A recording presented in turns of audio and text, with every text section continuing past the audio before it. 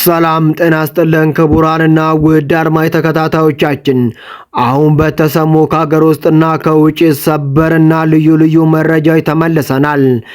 እንደተለመደው ሁላችሁም ቪዲዮውን ላይክ አድርጋችሁ እስከ ዜናችን ፍጻሜ ድረስ አብራችሁን ትቆዩ ዘንድ በአክብሮት እየጋበዝን በቀጥታ ለዛሬ ያዝንላችሁ ዋና መረጃዎችን በማስተዋወቅ እንጀምራለን። አሁን በደረሰን አስደንጋጭ ዜና መሰረት በአሰቦት ምስራቅ ኢትዮጵያ የሚገኘው ታሪካዊ የአሰቦት ደብረ ወገግ ቅድስተ ሥላሴና አቡነ ተክለ ሃይማኖት አንድነት ገዳም ትላንት ግንቦት 3 ቀን 2018 ዓ.ም ከሰዓት በኋላ በታጣቂዎች ከባድ ጥቃት እንደተፈጸመባቸው እየደረሰ መረጃ ያመለክታል። ዝርዝር መረጃው ሙሉን ይዘነዋል፣ የምናስደምጣችሁ ይሆናል። በቀድሞ የትግራይ ክልል ጊዜያዊ አስተዳደርና ፕሬዝዳንት አቶ ጌታቸው ረዳና በህዝባዊ ወያኔ ሓርነት ትግራይ ወይም ህወሓት መካከል ያለው የፖለቲካ ልዩነት ወደ ከፋ መካረር ተሸጋገረ። ዝርዝር መረጃውን ይዘናል፣ የምናስደምጣችሁናል። እስከ ዜናችን ፍጻሜ ድረስ አብራችሁን ቆዩ።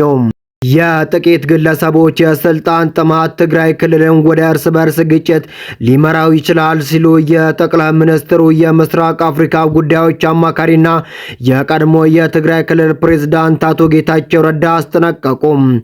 ዝርዝር መረጃውን ይዘናል፣ በሰፊው የምናስደምጣችሁናል። እስከ ዜናችን ፍጻሜ ድረስ አብራችሁን ቆዩ።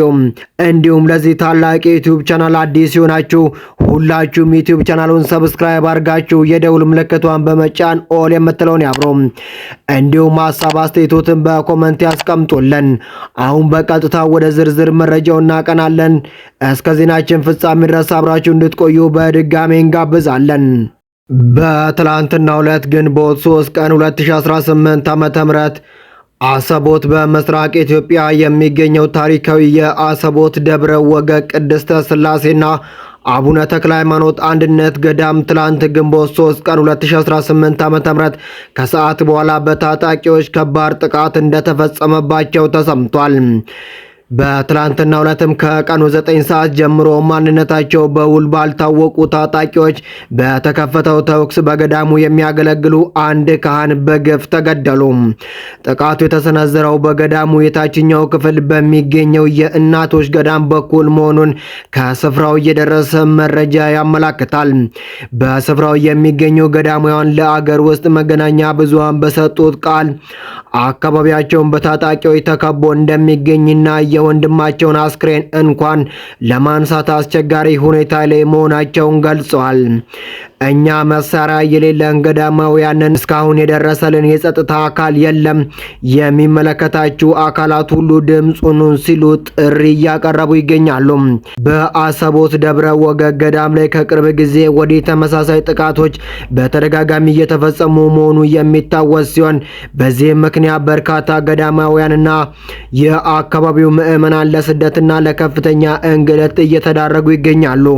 በቀድሞ የትግራይ ክልል ጊዜያዊ አስተዳደር ፕሬዝዳንት አቶ ጌታቸው ረዳና በህዝባዊ ወያኔ ሓርነት ትግራይ ወይም ህወሓት መካከል ያለው ፖለቲካ ልዩነት ወደ ከረረ ምዕራፍ እየተሸጋገረ ይገኛል። ህወሓት ዛሬ ግንቦት 4 ቀን 2018 ዓ.ም ለዲፕሎማቲክ ማህበረሰቡ በጻፈው ደብዳቤ አቶ ጌታቸው ረዳ በቅርቡ ዘ አፍሪካን ሪፖርት በተሰኘ መጽሔት ላይ ያሰፈሩትን ኢትዮጵያ ትግራይ ኢዝ ቢንግ ሊድ ቱ ዘ ብሪንክ የሚለውን ሀተታ በጥብቅ ኮንኗል።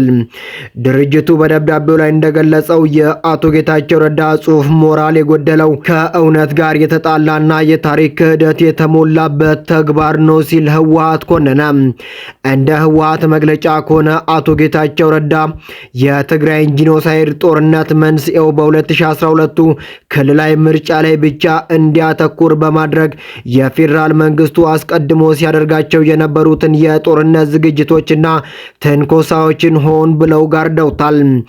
ይህ አካሄድ ደግሞ በጦርነቱ ዋና ተጠያቂ የሆኑት ጠቅላይ ሚኒስትር ዶክተር አብይ አህመድን ከደም ለማጽዳት የተደረገ ሙከራ እንደሆነ ህወሓት በደብዳቤው ወንጅሏል። በተጨማሪም ጽሑፉ ተጎጂውን የትግራይ ህዝብ ለደረሰበት መከራ ተጠያቂ የሚያደርግና የተሳሳተ ስሌት በሚል ስም የጥቃቱን አሰቃቂነት የሚያቃልል ነው ሲልም ኮንኗል። ከፖለቲካዊ ሽኩቻ ባሻገር ህወሓት በአቶ ጌታቸው ረዳ ላይ ከባድ የተግባር ክሶችንም ሰንዝሯል። አቶ ጌታቸው ረዳ ጊዜ አስተዳደሩን ስልጣን ከያዙ በኋላ የጦርነቱን አሰቃቂነት የሚያሳዩ የጦር መሳሪያ ፍርስራሾችና ማስረጃዎችን እንዲወገዱ በማድረግ የታሪክ አሻራን ለማጥፋት ሞክረዋል ሲል ድርጅቱ ከሷል። እንዲሁም በጦር ወንጀል የሚጠረጠሩ ግለሰቦች ግልጽ ባልሆኑ መንገድ ለፌዴራል መንግስቱ አሳልፈው በመስጠት የፍትህ ሂደቱን አደናቅፈዋል የሚል ወቀሳም ቀርቦባቸዋል። ይህ ድርጊት ደግሞ በጦርነቱ ለተጎዱ ወገኖች የተደረገው ትልቅ ክህደት ተደርጎም ተቆጥሯል። በተጨማሪም ህወሓት በደብዳቤው ላይ እንደጻፈው በትግራይ አመራሮች መካከል ያለው ልዩነት የፕሪቶሪያውን ስምምነት አስተገባበር አደጋ ላይ ጥሎታል። አቶ ጌታቸው ረዳ የፌዴራል መንግስቱን ፍላጎት ለማርካት ሲል በትግራይ ውስጥ ያሉትን ተፈናቃዮች መመለስና የተያዙ መሬቶችን ማስለቀቅ ላይ ትኩረት ከመስጠት ይልቅ ድርጅቱን በመከፋፈልና የውስጥ ሽኩቻን በማባባስ ላይ ተጠምዷል ሲል ህወሓት ጠንከር ያለ መልእክት አስተላለፈ።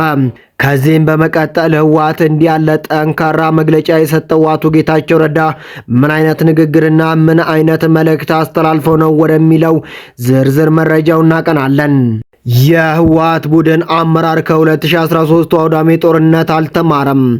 የጠቅላይ ሚኒስትሩ የምስራቅ አፍሪካ ጉዳዮች አማካሪ አቶ ጌታቸው ረዳ የጥቂት ግለሰቦች የስልጣን ጥማት ትግራይ ክልልን ወደ እርስ በርስ ግጭት ሊመራው ይችላል ሲሉ አቶ ጌታቸው ረዳ አስጠነቀቁ። የስምረት ፓርቲ ፕሬዝዳንትና የጠቅላይ ሚኒስትሩ የምስራቅ አፍሪካ ጉዳዮች አማካሪ አቶ ጌታቸው ረዳ በትግራይ ወቅታዊ ጉዳይ ላይ ሰፋ ያለ ማብራሪያ ያዘለ መልእክትንም አስተላለፈው። አቶ ጌታቸው ረዳ ዘ አፍሪካን ሪፖርት መጽሔት ላይ ባሰፈሩት ረዘም ያለ ጽሑፍ በዶክተር ደብረጽዮን ገብረ ሚካኤል የሚመራው የህወሓት ቡድን የፕሪቶሪያውን የሰላም ስምምነት አደጋ ላይ የሚጥልና ክልሉን ወደ ለየለት የፖለቲካ መገለል የሚያመራ አካሄድ እየተከተለ ነው ሲሉ ተችተዋል። የህወሓት ቡድን አመራር ከ2013 አውዳሚ ጦርነት ተገቢውን ትምህርት አልወሰደም ሲሉ የጠቆሙት አቶ ጌታቸው ረዳ ስልጣንን ለማቆየት ሲባል ከባዕድ ኃይሎች የኤርትራን አገዛዝ ፍላጎት ከሚያገለግሉ አካላት ጋር ስልታዊ ጥምረትን ለመፍጠር መሞከር በትግራይ ህልውና ላይ የተደቀነ ታሪካዊ ክህደት መሆኑን አብራርተዋል። ይህ የጥቂት ግለሰቦች የስልጣን ጥማት ክልሉን ወደ እርስ በርስ ግጭትና ወደማይቀረው የፌዴራል ጣልቃ ገብነት ሊመራ እንደሚችል ያስጠነቀቁት አቶ ጌታቸው ረዳ የትግራይ ህዝብ ወጣቶችና ዲያስፖራው ይህንን አደገኛ አካሄድ በቃ ሊሉት እንደሚገባ የፌዴራል መንግስቱ የምስራቅ ጉዳዮች አማካሪ አቶ ጌታቸው ረዳ ጥሪ አቀረበው። የህወሓት ቡድን ከጦርነቱ በፊት በምርጫ ቦርድ እውቅና ባልተሰጠው ምርጫ ያቋቋመውን ምክር ቤት ዳግም መልሻለሁ በሚል ዶክተር ደብረጽዮን ገብረ ሚካኤልን የክልሉን ፕሬዝዳንት አድርጎ መምረጡ ይታወቃል። ሆኖም ይህ የህወሓት ቡድን ውሳኔን ተከትሎ የክልሉ ጊዜያዊ አስተዳደርን ጨምሮ በትግራይ የሚንቀሳቀሱ የተለያዩ የፖለቲካ ድርጅቶች ተቃውሟቸውን እያሰሙ ይገኛሉ ሲሉ የፌዴራል መንግስቱ የምስራቅ አፍሪካ ጉዳዮች አማካሪና የቀድሞ የትግራይ ክልል ፕሬዝዳንት የነበሩት አቶ ጌታቸው ረዳ እንዲህ በማለት መልእክታቸውን ያጠቃልላሉ።